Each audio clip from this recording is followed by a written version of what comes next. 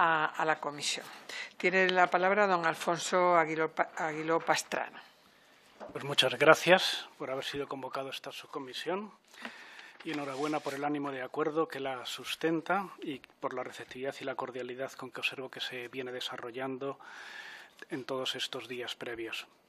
En primer lugar, como presidente de CC, tengo que decir que hablo aquí en nombre de una institución que viene trabajando por la enseñanza desde los primeros momentos de la transición política en este país y que, de hecho, el padre Martínez Fuertes, su fundador y primer presidente, tuvo un papel muy relevante en la redacción del artículo 27 de la Constitución, que fue quizá el primer gran pacto por la educación en este país y creo que un buen referente para el trabajo que aquí nos ocupa.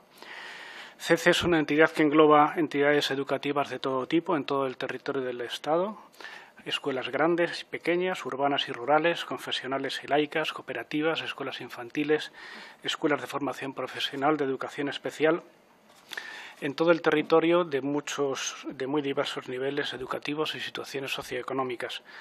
Somos, por tanto, una organización extremadamente plural, con un profundo compromiso social, y en nuestros centros buscamos al tiempo la equidad y la excelencia.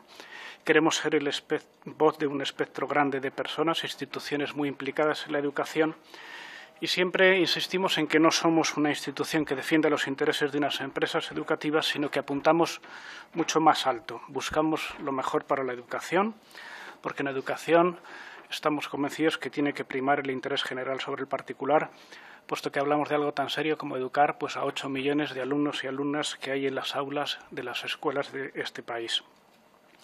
Al decir esto, quiero también precisar que, en primer lugar, que deseamos, como el que más, una excelente enseñanza pública. Siempre lo hemos dicho, lo reitero hoy aquí, porque CC tiene un profundo aprecio por la escuela pública, porque tenemos un profundo aprecio por la pluralidad y queremos trabajar codo con todos. Y la primera muestra de ese espíritu de acuerdo es no oponer lo que no tiene por qué estar opuesto y queremos que mejore toda la enseñanza, tanto la pública como la concertada como la privada, porque queremos una excelente escuela plural en todos los territorios y en todos los niveles. También nos gustaría que se centraran los debates sobre educación en las cuestiones esenciales, las cuestiones más significativas, de las que dependen las cosas importantes, como por ejemplo el fracaso escolar, el abandono temprano, el desempleo juvenil, la falta de equidad, el bajo nivel de idiomas, la falta de oportunidades para acceder a la excelencia, etc. Pienso que los índices de fracaso escolar y abandono temprano generan múltiples problemas sociales muy dolorosos y, desde luego, muy bien conocidos por quienes trabajamos en la enseñanza. Yo, en particular, puedo decir que he sido 11 años director de un centro de casi 2.000 alumnos en un distrito desfavorecido de Madrid y hablo de estas cuestiones, creo que con cierto conocimiento de causa, sobre los graves problemas sociales que generan los niveles de abandono que hay en nuestro país. El artículo 27 de nuestra Constitución, que siempre se invoca, como he dicho antes, como el primer gran pacto de Estado por la educación, habla con claridad de que la enseñanza tiene que ser plural. Y para que la enseñanza sea plural es obvio que necesita financiación pública, porque si no, solo sería plural para quienes pueden pagarla, y eso sería contrario a la equidad. Y ahí está el anclaje constitucional del sistema de conciertos.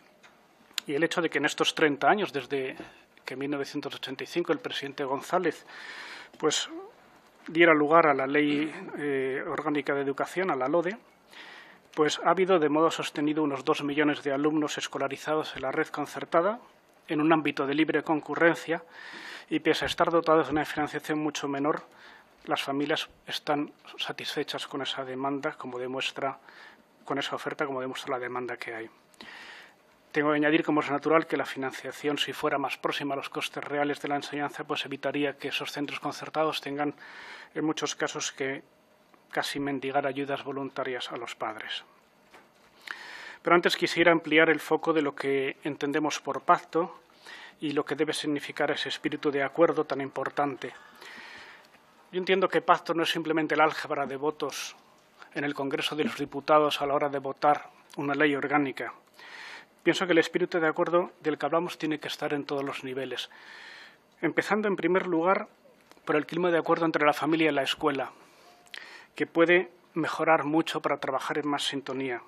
Luego, el clima de acuerdo y colaboración entre los profesores en un centro, para formar un equipo y superar los grandes desafíos que tiene planteada la educación. La colaboración entre escuelas, para que se transfiera conocimiento de unas a otros entre los territorios, más acuerdo y colaboración entre sindicales y patronales y asociaciones de padres y de alumnos, más colaboración entre las administraciones territoriales en los centros. Creo que debe haber un trabajo conjunto entre todos que permita que ese espíritu de acuerdo sea algo que cale por completo en la sociedad.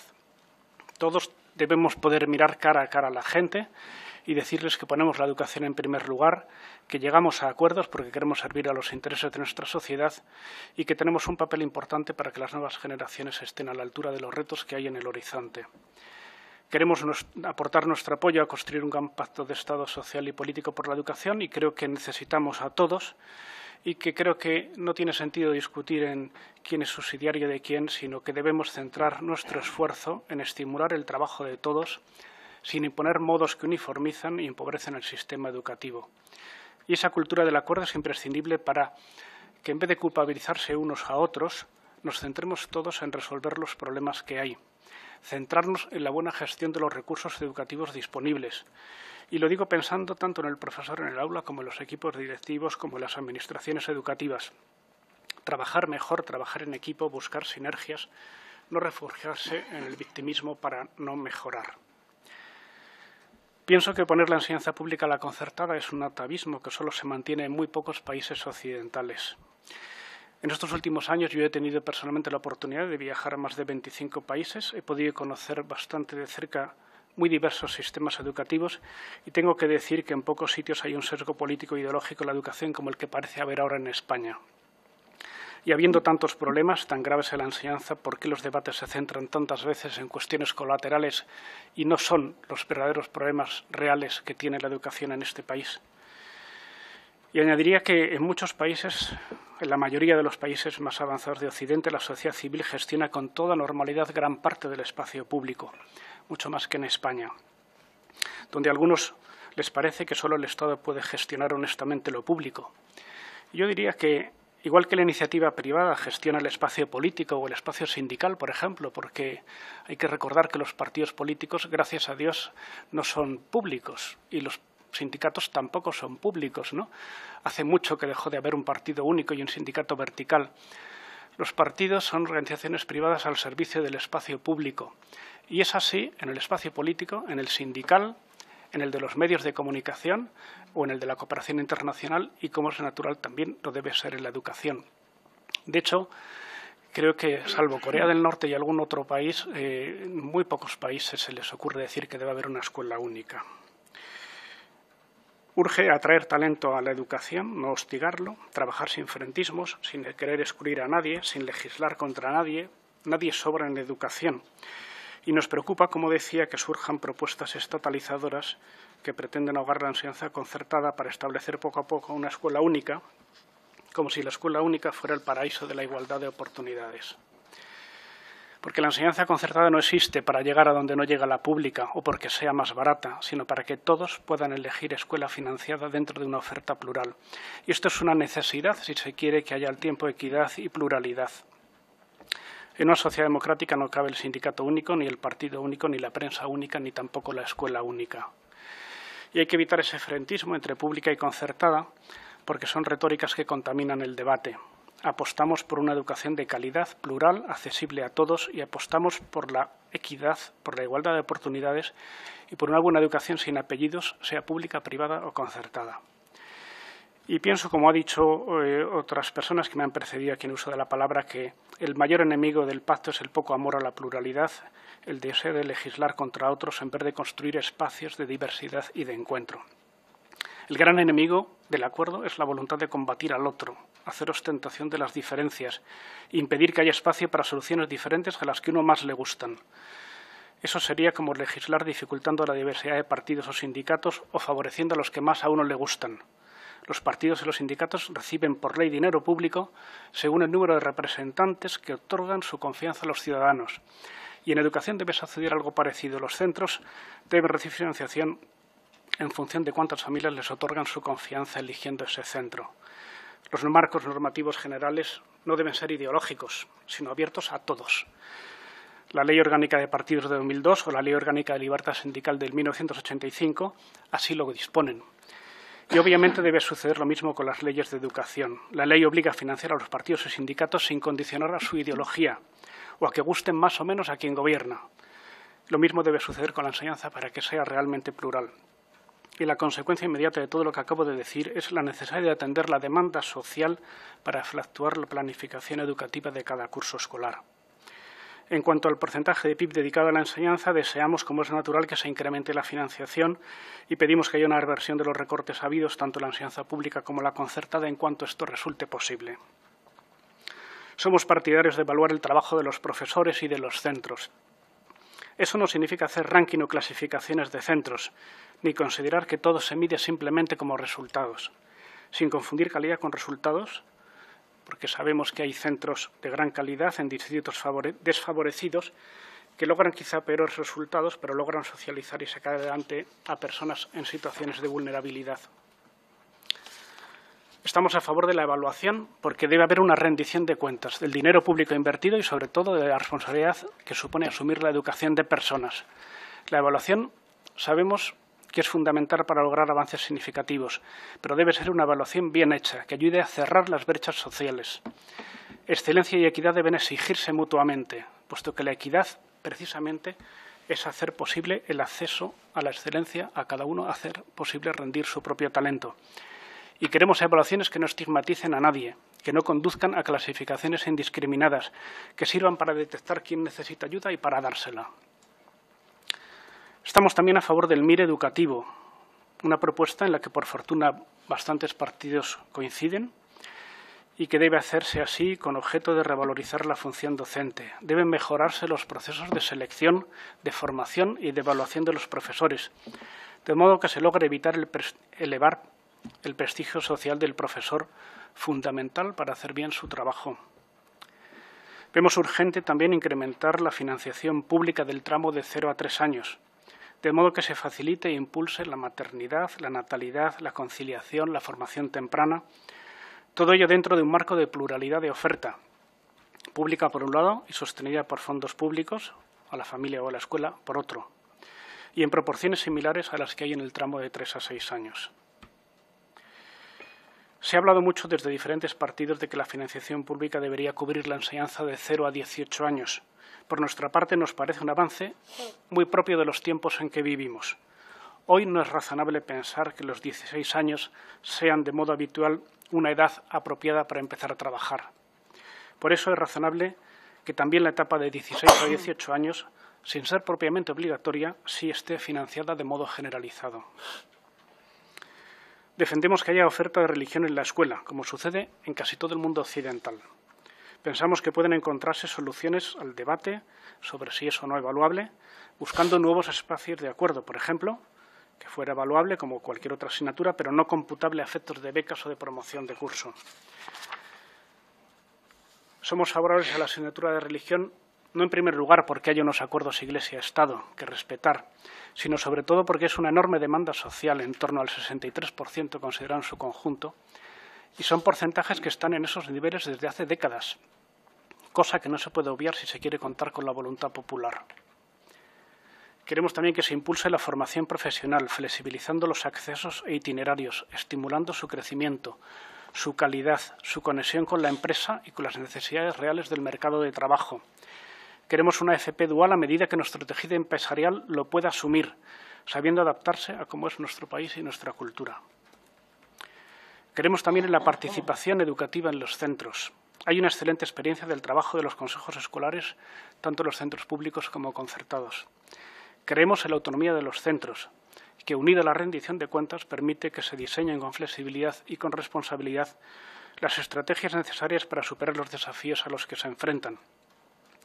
Nos parece que los currículos deben dejar un cierto margen de autonomía a los centros para poder hacer pequeñas modificaciones con las que puedan adaptarse a las necesidades propias de cada entorno específico. La red concertada está y ha estado siempre dispuesta a recibir a todos los alumnos inmigrantes o con necesidades educativas especiales que lo deseen. De hecho, en los centros concertados hay un 25% del total del alumnado del país, pero en centros concertados de educación especial hay un porcentaje muy superior, del 42% de los alumnos de educación especial de este país.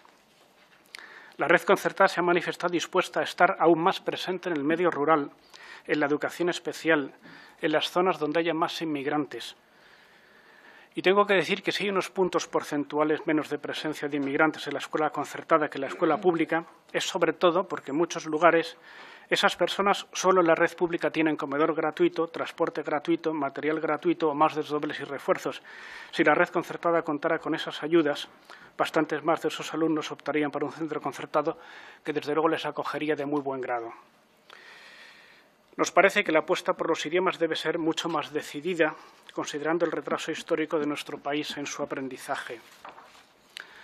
Todos los alumnos y alumnas deberían acabar la enseñanza obligatoria hablando correctamente inglés y con al menos un cierto conocimiento de una segunda lengua extranjera.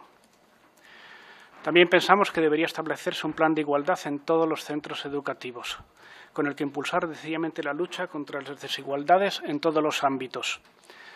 Por ejemplo, me resultó muy interesante ver el interés que ponen en Finlandia en todo lo relativo a la educación en el cuidado. Los chicos y chicas aprenden en la escuela numerosas home skills, porque consideran importante que todos salgan de la escuela con conocimientos que aseguren su completa autonomía en la vida doméstica, que los alumnos aprendan de modo natural desde pequeños a cuidar sus cosas, su ropa, su alimentación, su casa, su vehículo, de la naturaleza, de otras personas, de todo. Lo consideran decisivo para educar en el reparto de tareas del hogar, en la conciliación, etcétera, cuestiones realmente importantes para la igualdad. Es también preciso hacer una apuesta clara por incentivar la innovación en la escuela. La educación debe adaptarse al tiempo en que se vive y por eso desde CECE seguimos con mucha atención todas las innovaciones que se presentan en el panorama mundial de la enseñanza. No es buscar la innovación por la innovación. Se trata de no ser demasiado conservadores, de alentar a todos a abordar con audacia los grandes cambios que a lo largo de su vida van a vivir. Así, esa cultura del emprendimiento en el profesor, que busca a cada momento cómo mejorar su modo de trabajar, se trasladará a los alumnos, que serán más abiertos al cambio, a la mejora, al desarrollo, adaptarse a los cambios que se avecinan, porque no hay que olvidar que la mayoría de los empleos de dentro de unas décadas ahora no existen, y viceversa, y es fundamental educar para esos cambios. En ese sentido, por ejemplo, pensamos que la tecnología ha venido para quedarse y que debe estar en el trabajo diario del aula para que la incorporen a su vida en un ámbito de trabajo, de cultura, de aprendizaje y de comunicación. Por último, diría que la sociedad está cansada de la ideologización del debate educativo, de los frentismos políticos. A muchos parece que importa más rebatir ideas de otros que buscar solución a los problemas. Pienso que las principales barreras contra el pacto provienen de intereses ajenos a la educación. Es preciso dejar en segundo plano los intereses particulares y centrarse con generosidad en lo que de verdad necesita la educación. Trabajar con los que piensan de modo diferente en algunas cosas y conseguir encontrarnos en las numerosas áreas comunes que tenemos, porque nadie sobra en esta grande y noble tarea de educar. Muchas gracias. Muchas gracias, señor Aguiló. Como le han sobrado unos minutos de la primera intervención, tendrá más tiempo para las respuestas. Vamos a comenzar las intervenciones de los portavoces de los distintos grupos parlamentarios.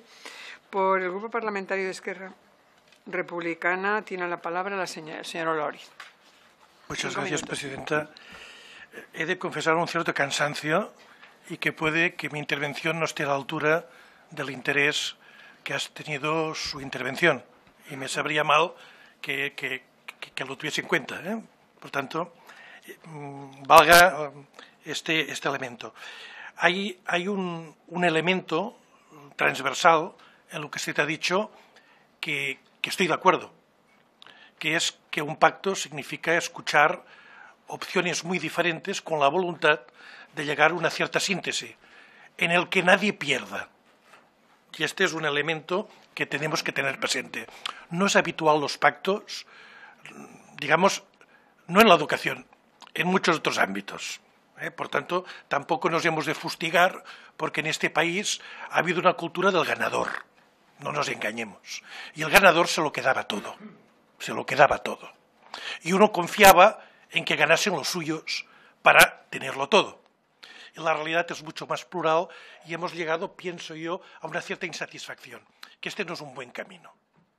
Dicho esto, desde mi punto de vista, que es de profesor muchos años de la escuela pública, desde una ideología de izquierdas, en este sentido históricamente partidaria del modelo público en la educación, como en la salud, como en otros elementos, digamos, tenemos la comprensión de que la vida es más plural que nuestras ideas o nuestra visión de las cosas y que de una manera u otra tendremos que compartir sin renunciar a nada. A ver si me explico. Mis hijos han ido a la escuela pública y yo no he renunciado por esto a otro tipo de educación para mí plural. La escuela pública ha de ser plural y es plural. Y la escuela pública educa a la libertad. A veces hay la dicotomía, aquella de que la escuela que da libertad es la que no es pública. Y parece que en la escuela pública adoctrinamos. Y si somos catalanes, más, ¿no? Por tanto, este elemento vale la pena de tenerlo presente. Cuando haces un pacto, partes de un statu quo insatisfactorio. Yo, al menos, he constatado por los que son, digamos, responsables de la escuela privada concertada, que no están satisfechos con el statu quo. Es decir, continuar como estamos ahora, tampoco. En la escuela pública, tampoco. Esto es un elemento de acuerdo. Yo parto de esta base. Estamos de acuerdo en que se ha de cambiar. En ese sentido, tendríamos que llegar a una síntesis en definiciones. Estamos de acuerdo que la educación es un servicio público, que se puede configurar con la, digamos, financiación pública también en la escuela privada. Pero si la escuela privada hace un servicio público, tendríamos que adoptar unas reglas comunes.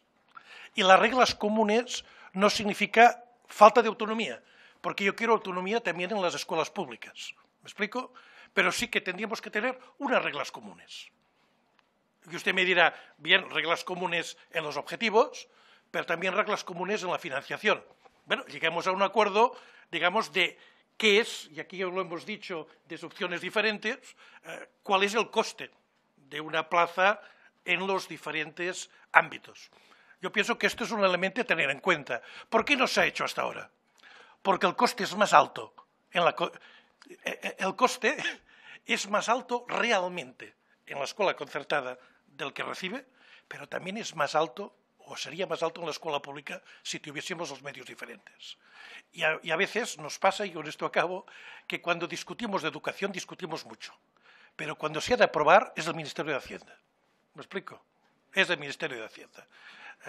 Por eso, y ahora sí que dos preguntas. Una, sobre formación.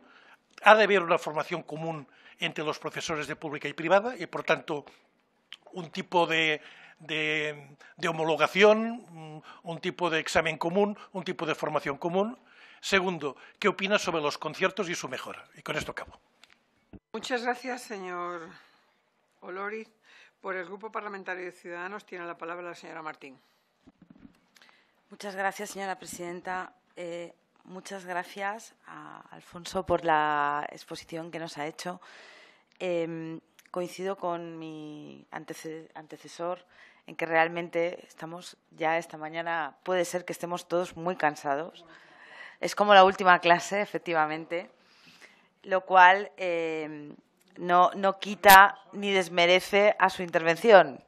A lo mejor cuando uno tiene que exponer como profe la última clase, a lo mejor es todavía más difícil. Así que gracias doblemente porque le ha tocado la peor hora.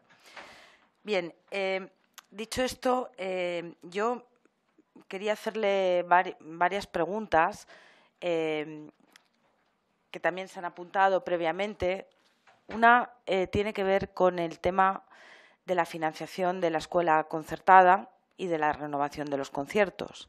Estamos ahora en un momento donde en muchas comunidades autónomas está habiendo batallas o discrepancias, dependiendo del color del gobierno, se están renovando o no determinados conciertos. Y en este sentido, a mí me gustaría saber si ustedes creen que sería necesario el establecer un criterio homogéneo para la financiación del puesto escolar y si con esa financiación y la renovación de los conciertos ustedes creen que se podía modificar el sistema de acceso de muchos niños y niñas a esos colegios. Porque es verdad que la libertad de elección es un valor, pero es verdad que no es real, porque muchas veces hay barreras económicas, que ya no personales o socioculturales, para que realmente las familias puedan elegir el colegio que mejor se ajuste a su voluntad.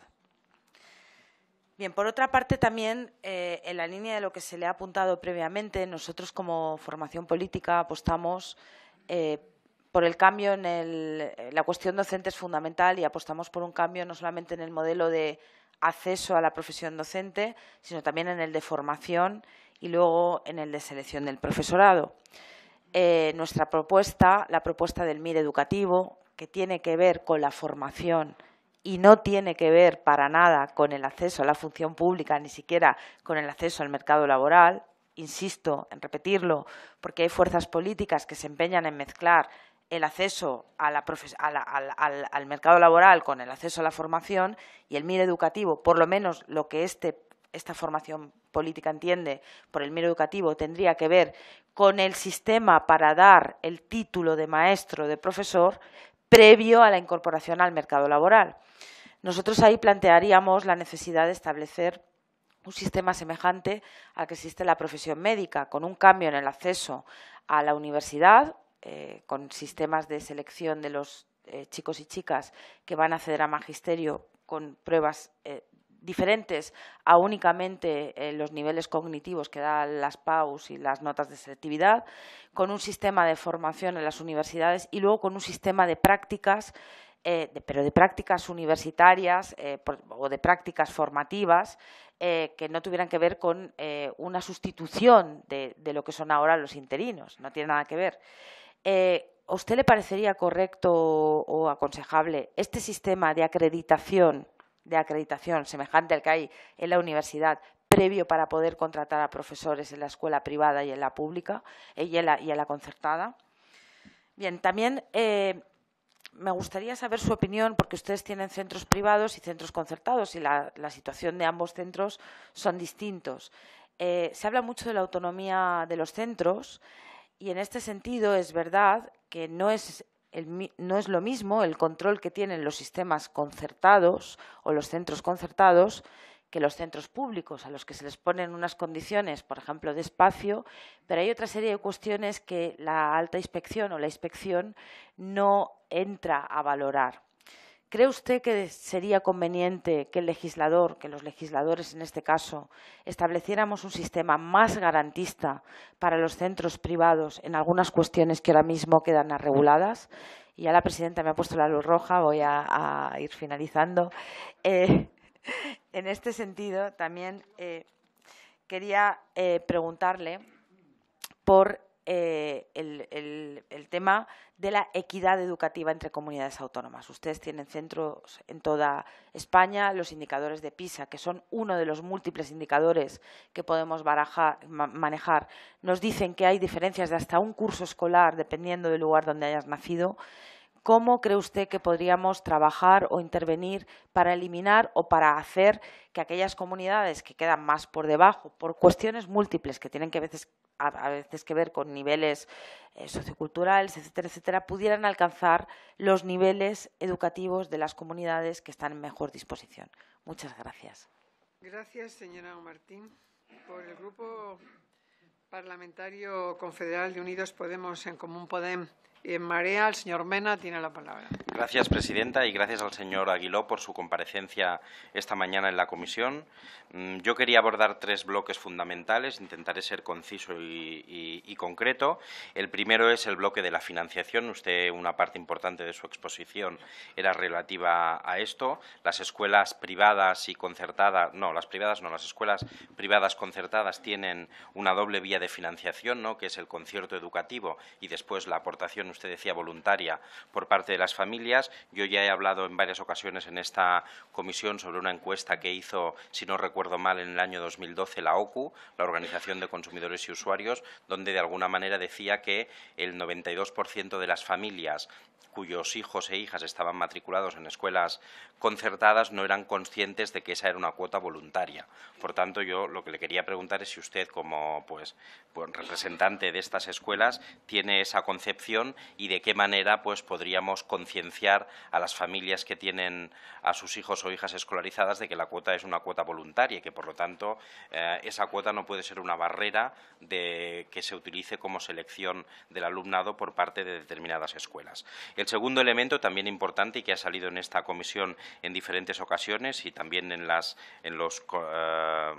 mis compañeros que me han precedido en el uso de la palabra, hemos hablado de que con anteriores comparecientes de la precariedad que existe y la falta de estabilidad en la función docente en las escuelas públicas. Yo creo que esa situación es todavía mucho más compleja, se complica todavía mucho más en las escuelas privadas y en las escuelas concertadas. Yo quería saber si ustedes tienen alguna propuesta para garantizar la estabilidad del profesorado en las escuelas privadas y las escuelas concertadas, y de alguna manera tendríamos que tender a que hubiese una misma formación, pero también unas mismas exigencias, unas mismas retribuciones, unas mismas procesos de selección a los profesores y profesoras que ejercen en las escuelas privadas y en las escuelas concertadas, y también una misma dedicación, ¿no? Yo tengo compañeros, yo he sido profesor en la escuela pública, tengo compañeros de carrera que han ejercido en la escuela privada y en la escuela concertada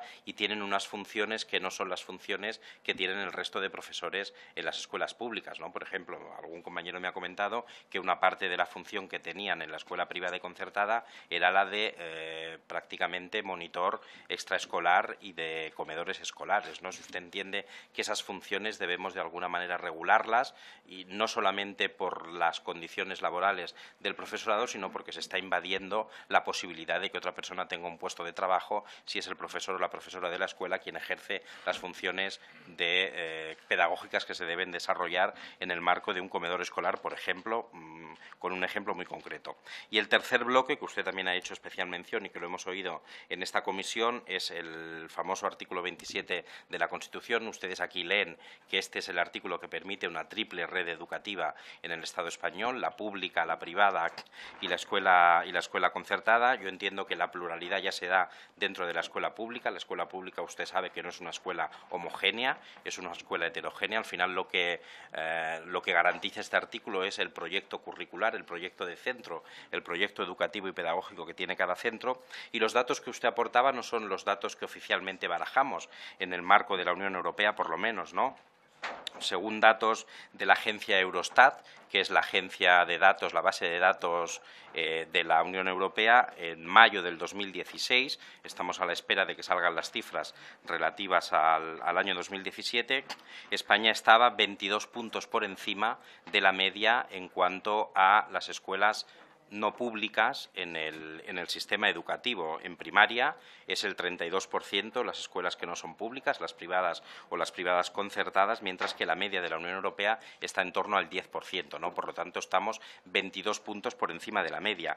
Países como Irlanda, Letonia, Lituania, Rumanía, Croacia tienen un 98% de escuelas públicas, Alemania tiene el 92%, Finlandia tiene el 97%, Italia el 91,9%, Grecia el 93%, Noruega el 97%, Francia en primaria el 87%, repito, son datos del Eurostat, de la Agencia de Análisis de Datos de la Comunidad Europea, en mayo del 2016. Y me parece que el único país que supera a España es Bélgica, ¿no? Con lo cual, pues probablemente estemos ante una anomalía que de alguna manera tenemos la obligación de corregir en el marco legislativo. Y acabo también, relativo al ámbito de los conciertos, quería saber su opinión sobre si debemos de seguir sosteniendo con dinero público aquellas escuelas privadas y concertadas que segregan a los alumnos en función de los sexos. Gracias. Muchas gracias, señor Mena. Por el Grupo Parlamentario Socialista tiene la palabra el señor Cruz. Muchas gracias, presidenta. Muchas gracias, señora Aguiló, por su intervención. Iba a decir gracias a mis compañeros que me han precedido en el uso de la palabra porque me han aliviado de algunas preguntas, pero bueno, pero no de todas. Iba a ser un poco inevitable una cierta reiteración. Bueno, yo en primer lugar quiero felicitarle por su intervención porque creo que ha hecho, digamos, una magnífica defensa de la escuela concertada, sobre todo. Y lo digo sin ninguna ironía. Creo que es interesante, que es importante, mejor dicho, no hacer un debate simplista, maniqueo, y mostrar la realidad, yo diría, prefiero decir la heterogeneidad que la pluralidad, la heterogeneidad de la escuela, de los centros concertados, porque me parece que eso da más cuenta de la realidad de las escuelas concertadas que no visiones simplificadoras. Y en ese sentido, creo que cuando usted apela, pues no sé, a la intervención de los centros concertados a favor o trabajando en sectores desfavorecidos, etcétera, pues eso es cierto y, por tanto, no es retórica ni mucho menos el que usted pueda decir, pues eso, que la equidad no está reñida con la excelencia. Yo celebro que usted diga esto, ¿no? Por otro lado, también solo puedo saludar, digamos, casi con alegría, pues todo lo que usted ha dicho a favor de la voluntad de pacto, y creo que es enriquecedor, digamos, cómo ha dibujado usted ese pacto, en el sentido de no solo, creo que usted ha utilizado la expresión álgebra de votos en el Parlamento, sino como pacto entre los muchos sectores, porque tampoco sería suficiente decir, bueno, es que luego está la comunidad educativa fuera de aquí y ellos son, a veces nos podemos referir, también podemos, igual que podemos incurrir en una simplificación al hablar de la política, podemos incurrir en una simplificación al hablar de la comunidad educativa, como si la comunidad educativa fueran solo los nuestros. No, la comunidad educativa también, como usted ha dicho, es compleja y requiere pues acuerdos con familias, profesores, escuelas, sindicatos, territorios. O sea, me parece que esta complejidad me parece que es fundamental. Dicho todo esto, creo que también es cierto algo de lo que le han comentado mis compañeros. Yo estoy de acuerdo con esta idea de que en el horizonte sería deseable que fuéramos capaces de sustraer a la educación del debate político, sobre todo en el sentido más coyuntural de la palabra. Creo que ahí deberíamos estar todos de acuerdo. En todo caso, también deberíamos ir con cuidado para que de ahí no se desprendiera un recelo hacia la política ni hacia los políticos, porque eso creo que no sería en absoluto bueno. Es decir, quienes, de la misma forma que usted decía, hay que apoyar a los centros, aquellos centros a los que las familias prestan su confianza, pues bueno, a los que estamos aquí nos han prestado su confianza los ciudadanos. Por tanto, en fin, algo, un cierto crédito se nos debería conceder. En todo caso, lo que me parece que, en lo que yo continuaría con las intervenciones que me han precedido, es en que me parece que, fíjese que yo antes he dicho que prefería hablar de su asociación, de las concertadas sobre todo, como heterogéneas más que como plurales. Yo creo, no discuto la pluralidad, por supuesto, pero yo no daría por descontado que la heterogeneidad es lo mismo que la pluralidad, porque si no podemos incurrir en algo que creo que ya le han señalado, y es una especie de frontera o línea de demarcación que la pluralidad tendría que ver con la sociedad, en fin, la heterogeneidad de la sociedad, y todo lo que fuera, usted establecería un continuo entre público, estatal, único, uniforme, bueno, prácticamente todos los males. Y como ya se le ha dicho, pues bueno, esto, o sea, por ese argumento, no voy a volver a sacar el ejemplo de Finlandia, es decir, que, en fin, usted ha citado a Finlandia positivamente, pero también le ha recordado a mi compañero que en Finlandia el sistema es fundamentalmente público y eso no desdice.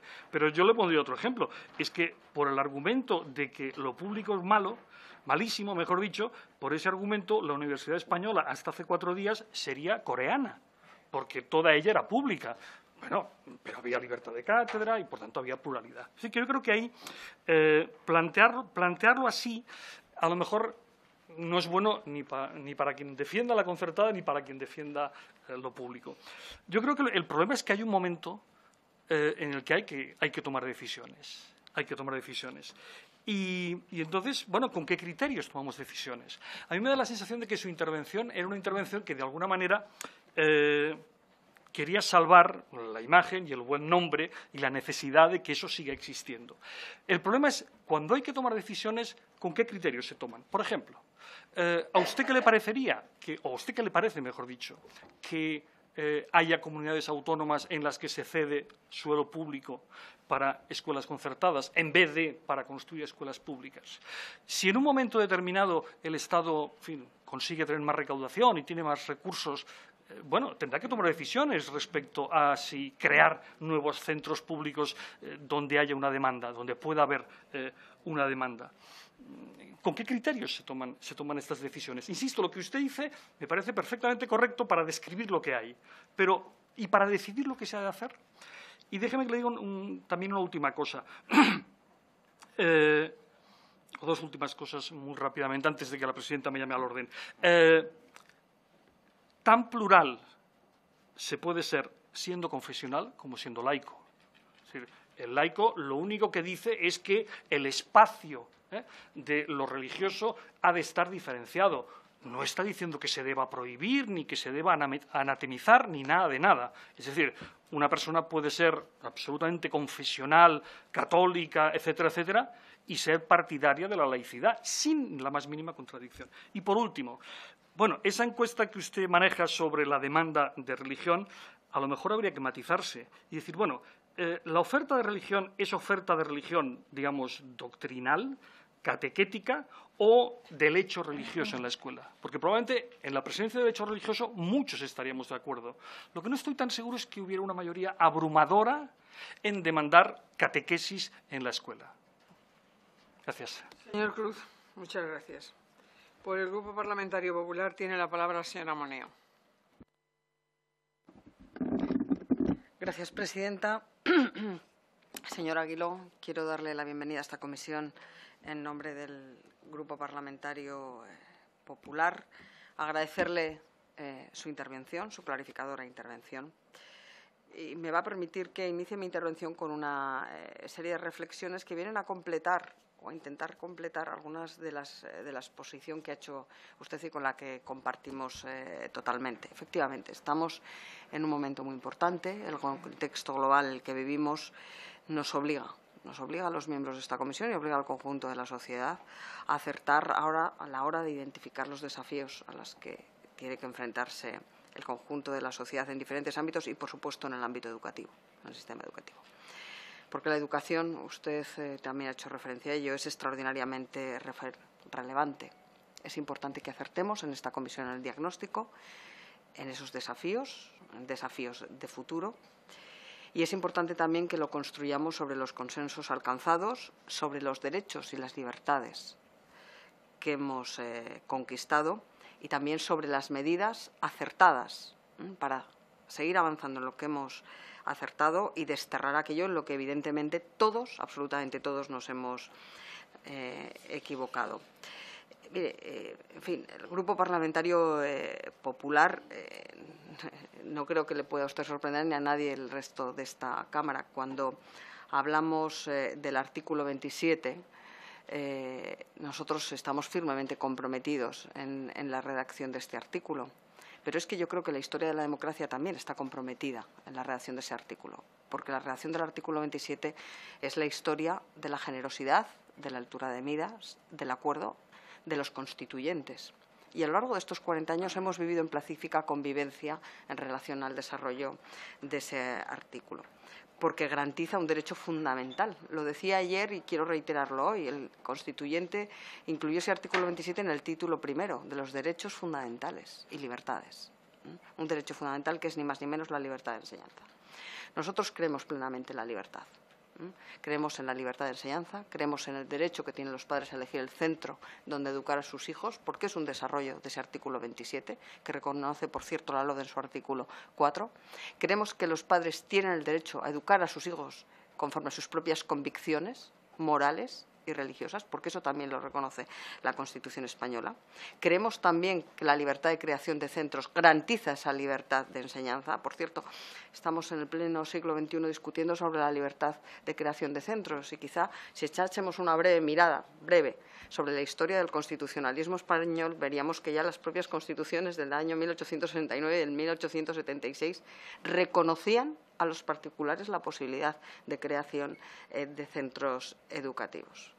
2 siglos después, discutiendo sobre si la escuela tiene que ser única, pública o laica, o si tiene que ser una escuela plural donde las familias puedan elegir el tipo de educación que quieran para sus hijos y donde la propia legislación garantice esos derechos. En fin, yo, en nombre de mi grupo, le quiero decir que, desde luego, nuestra intención no es mirar al pasado, sino que es mirar al futuro.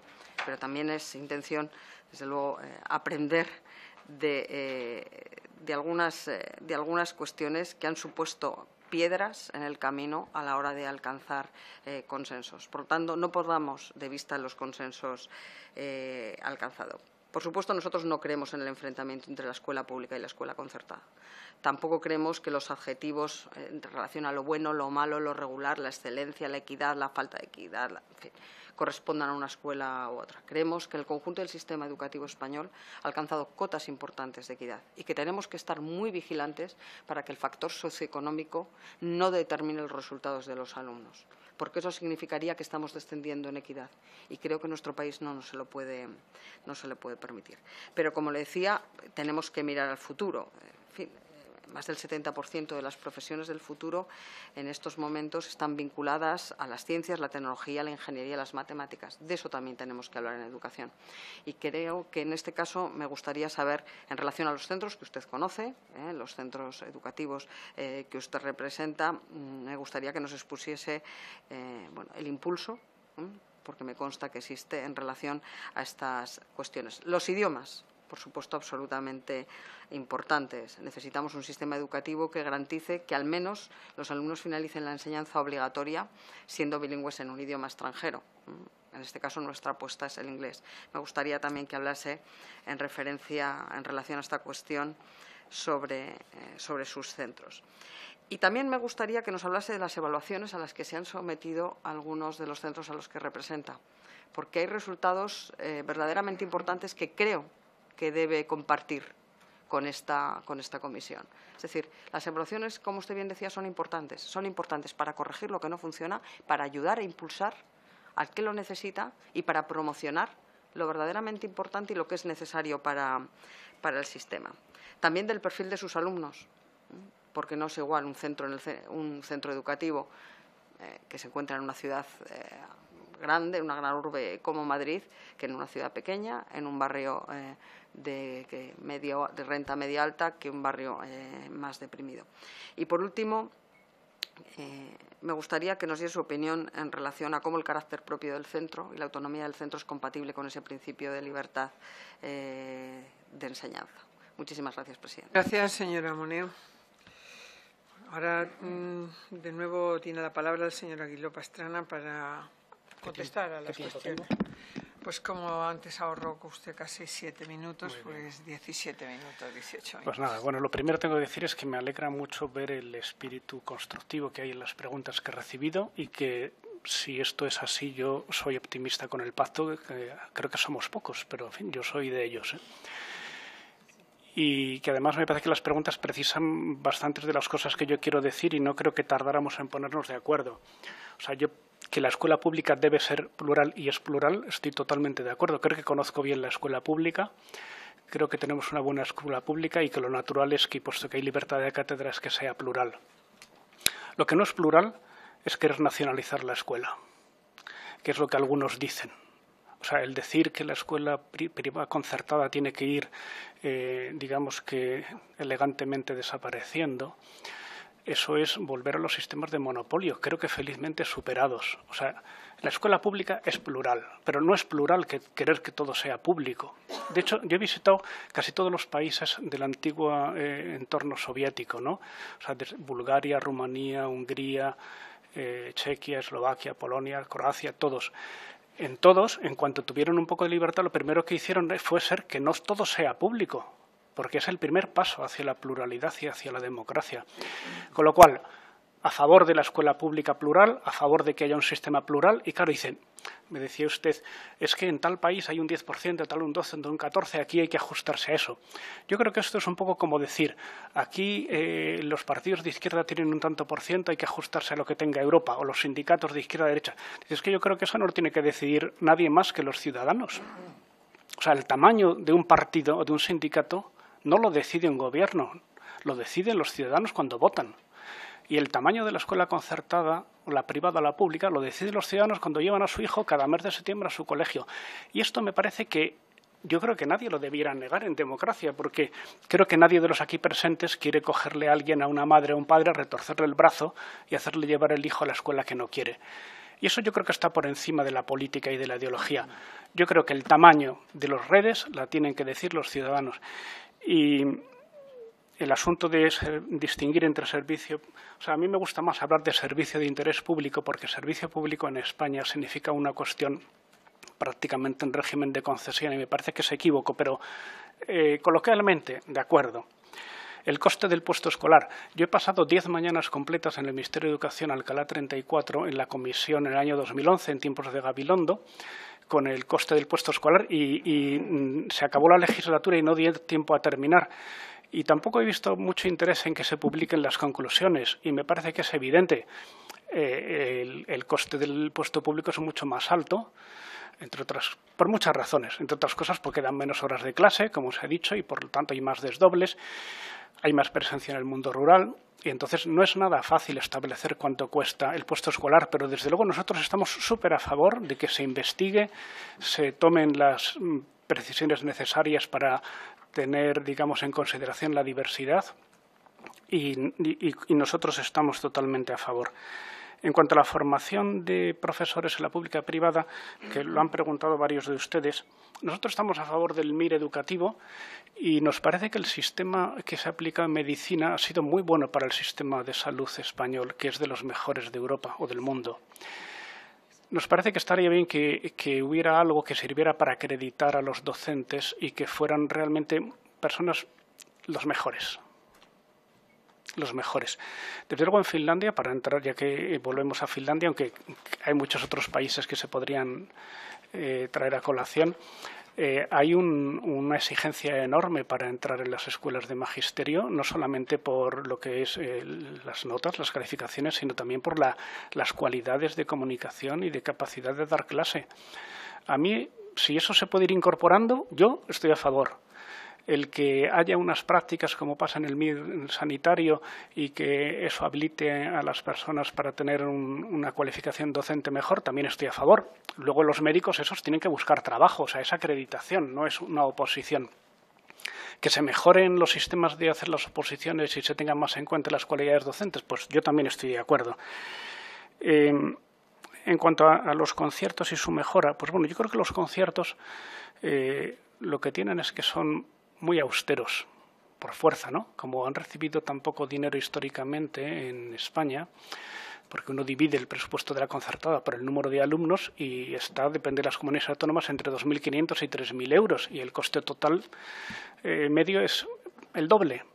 Entonces, eso hace que efectivamente pues haya que haber unas actividades complementarias o una aportación voluntaria que contribuya a pagar los gastos generales, ¿no? Pero me parece que eso ha traído una cosa muy positiva, y es que la escuela concertada en España es muy austera. Tiene unos costes que son los más bajos que yo he conocido en todo el mundo. Y eso tiene una cosa muy buena, y es que el sistema de conciertos español tiene unas cotas de equidad que no he visto casi en ningún país del mundo, tengo que decir. Y yo siempre felicito al Partido Socialista por haber creado el sistema de conciertos como es, y a veces siento que no lo defienda un poco más, porque digo, deberían estar orgullosos, es un sistema excelente, es un sistema que todo el sector defiende y que es un sistema que tiene está inspirado en la ley francesa del 59 y es mucho mejor. porque yo he visitado mucho Francia también y digo, oye, yo creo que está mejor implantado. O sea que yo les pediría más autoestima con la ley de conciertos y realmente se puede mejorar, como después diré. En cuanto a si son barreras las aportaciones voluntarias, yo puedo contar, por ejemplo, la experiencia de Madrid. Yo soy también presidente de CC Madrid.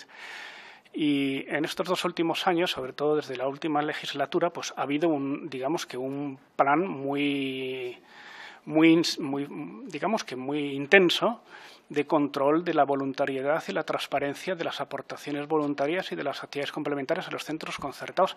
Cuando digo muy intenso, quiero decir muy intenso, y porque la inspección ha ido centro por centro, en fin, con una contundencia digna de encomio. Y tengo que decir que ha habido muy pocos casos en que haya habido que pedir que se aclare más, que es voluntario y que es transparente y que todo es claro, y que de más de 500 centros ha habido poquísimos en los que ha habido que hacer eso. De hecho, periódicamente salen noticias en los medios de comunicación sobre las aportaciones voluntarias y los cobros, y cada vez tienen menos recorrido, porque es que se ha hablado tanto en los últimos años que hoy día realmente es difícil encontrar una persona que no sepa que son realmente voluntarias. Y en todos los centros saben que son así y que si no lo son salen en el telediario esa misma noche. O sea que yo creo que esto está empezando a ser una cosa ya del pasado y además que yo tengo que decir que yo soy partidario de que quede bien claro que efectivamente es así. Hemos hablado del FID docente, la autonomía de los centros concertados. Hombre, los centros concertados reciben dinero público y tienen un control como yo creo que no tienen ningún dinero público en este país. De entrada porque el 90% va directamente a la cuenta corriente de los profesores, con lo cual está bastante controlado. Y el otro 10%, que es el que hay para gastos generales y que es, no digo insuficiente, sino mucho menos que insuficiente, tiene el control del Consejo Escolar, de la Inspección y de la Administración Educativa y de las auditorías que hace las consejerías de Hacienda. Y está todo más regulado imposible. Hombre, yo creo que el control de ese dinero público es máximo y que la autonomía que tienen los centros en emplear ese dinero es pues escasísima. Porque es que se va nada más llegar y creo que en ese sentido pues se puede poner más regulación, pero yo creo que el mercado, yo creo que la educación en España está hiperregulada respecto a otros países y me parece que lo que necesita es oxígeno, flexibilidad, autonomía y confianza en los profesores, en los equipos directivos y estímulo para que funcionen cada vez mejor. En cuanto a la equidad entre comunidades autónomas, pues yo creo que esto es como si en una clase llevaran tiempo sin hacerse exámenes y un buen día se hace un examen y se ve que hay diferentes notas y entonces la gente, una vez situada en el mapa, puede decir, es que el examen no refleja bien lo que hay que saber. Digo, de acuerdo, hágase mejor el examen, pero bueno, el examen sirve para que uno, cuando llega a casa con sus padres, le dicen, oye, guapo, habrá que ver qué hacemos. Y yo creo que eso es lo que tenemos que hacer todos, los alumnos, los profesores, los centros, los territorios, los países, y a la vista de los resultados tenemos que hacer un diagnóstico y mejorar, cada uno a su nivel. Y en vez de decir que son pruebas muy malas y que no representan, y evidentemente son siempre sesgadas cualquier prueba, pero hagamos un gran... hay muchos países en que hay entes autónomos que se dedican a la evaluación y que funcionan extraordinariamente bien, y hay interesantísimos debates en el mundo anglosajón, por ejemplo, sobre cómo deben ser esos entes. Y me parece que es un debate súper interesante, porque ¿qué es lo que hay que evaluar? Es una cuestión... realmente es un debate interesantísimo. Hablar sobre qué tienen que saber nuestros alumnos. Y me parece que lo que hay que hacer no es hurtar ese debate, sino entrar a él. Eso me parece avanzar en educación. En cuanto a la precariedad del profesorado, pues nosotros evidentemente nos gustaría que hubiera un porcentaje menor de interinos en la escuela pública, aunque quizá yo no soy el que más debería hablar sobre eso. Nos gustaría que hubiera los mismos niveles en la escuela pública y la concertada en los sueldos de los profesores, en muchas ya está casi igualado. Nos gustaría que tuvieran el mismo número de horas de clase, pero en fin, eso supone unos incrementos de dotación que espero que pronto puedan ser posibles. Bueno, se ha preguntado por la educación diferenciada. Quizá existe una idea un poco antigua en este país de que la educación diferenciada es contraria a la igualdad, y yo le recomiendo visitar países en que la educación diferenciada, países a los que no podemos dar lecciones ni de igualdad, ni de democracia, ni de progreso, y no son de izquierdas ni de derechas, ni católicos ni no católicos, países en que la educación diferenciada tiene una presencia importante y donde tiene un total respeto por parte de la autoridad pública.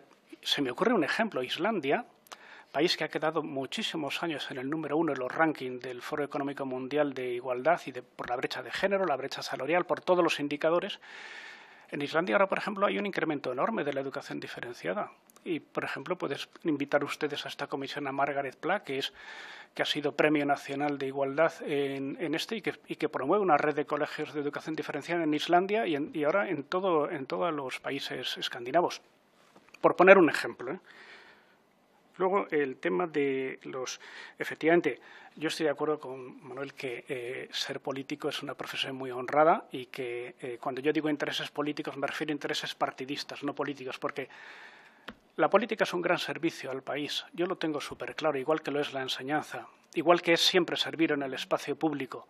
Lo que hace falta es que todos tengamos una visión universal de servicio público a toda la sociedad y que tenemos que poner lo general sobre lo particular y que la educación es el interés general y los intereses particulares de la álgebra parlamentaria y de la negociación política yo los comprendo porque nosotros estamos en todos los convenios colectivos y negociamos con los sindicatos todos los convenios del sector. No digo harto, sino, en fin, he dedicado muchas horas a negociar convenios. Y yo creo que es lo normal, que en la negociación política pasen estas cosas. Pero yo creo que siempre tenemos que tener en el horizonte esa idea de poner por encima lo general de lo particular. La dedicación de suelo público a los conciertos, pues hombre, yo pienso que se dedica suelo público en concesión, cobrando un canon como es natural, a muchas cosas. Que se dedique a una educación que demandan las familias tampoco me parece muy malo. Tampoco me parece que sea necesario, o sea, que se puede hacer, o sea, que al final el valor del suelo respecto a la inversión es pequeño. Pero vamos, no le veo ningún inconveniente, tampoco hay especial necesidad, creo que no se van a hacer muchos más, por lo tanto me parece que es un debate en el que yo no dedicaría mucho tiempo. En cuanto a lo de ser confesional y laico, también totalmente de acuerdo. Por ejemplo, en Europa hay países confesionales como Dinamarca o el Reino Unido y son países con una enorme libertad religiosa. O sea, que ser confesional no significa ir contra la libertad religiosa, por favor, evidentemente. Uno puede ser muy laico y muy poco tolerante o muy tolerante y puede ser muy confesional y muy poco tolerante o al revés. Me parece que son categorías diferentes y me parece que efectivamente, hombre, yo pienso que la religión está presente en toda Europa como oferta obligatoria de los centros. Siempre me dicen en Francia, ¿no? Yo siempre digo, bueno, en parte de Francia, porque Alsacia y Lorena todavía tienen religión obligatoria, porque provienen de, como era antes Alemania, tienen vigente el concordato de 1801. Y si Francia, una nación tan laica, no ve ningún inconveniente en que haya enseñanza obligatoria en su territorio, oferta obligatoria de religión en su territorio, si lo piensan en Francia, me parece que tampoco debe estar tan contrario a la laicidad, ¿no? Un país de más laicidad en su constitución, en su edad que Francia, hay pocos en Europa. Fuera de Europa, pues hombre, ya podríamos poner más ejemplos. Y en cuanto a lo de la catequesis, yo pienso que no debe ser catequesis la asignatura de religión. La asignatura de religión tiene que ser enseñanza de la religión y, lógicamente, sus contenidos debe ponerlos la religión católica, igual que los contenidos de las clases de religión judía lo tienen que poner los representantes de cada confesión. Y yo pienso que si algo lo demanda el 63% o el 62% o el 60% o el 70%, cuando ningún partido tiene un 60% de los votos en ningún sindicato, pues me parece que hay que dejarles que siga atendiéndose. Se pueden mejorar las condiciones, se puede hacer lo que sea, pero no me parece en general un problema.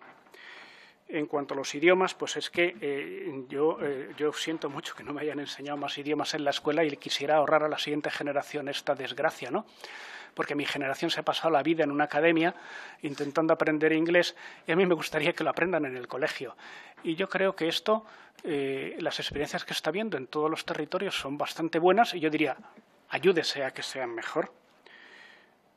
Las evaluaciones, pues yo creo que el otro día en un acto uno de los representantes de PISA de la OCDE hablaba de cómo se había demostrado que la repetición de curso ayudaba muy poco y cómo las evaluaciones que más ayudan son no las que van contra el alumno, contra entre comillas, y le hacen repetir, sino las que van a evaluar a los profesores y a los centros, y a veces a los territorios.